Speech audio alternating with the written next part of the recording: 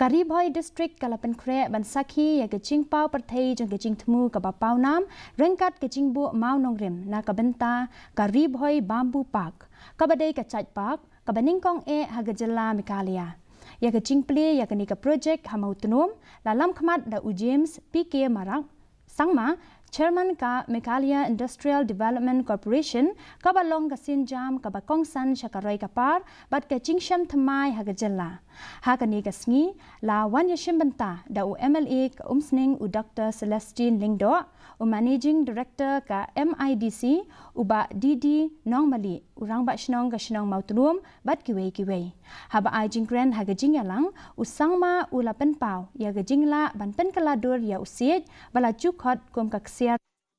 believe that this project has the potential and it will change the socio-economic landscape of this total area. The effort of the MIDC is today to promote circular industry, to promote the circular economy, and to promote sustainable industries.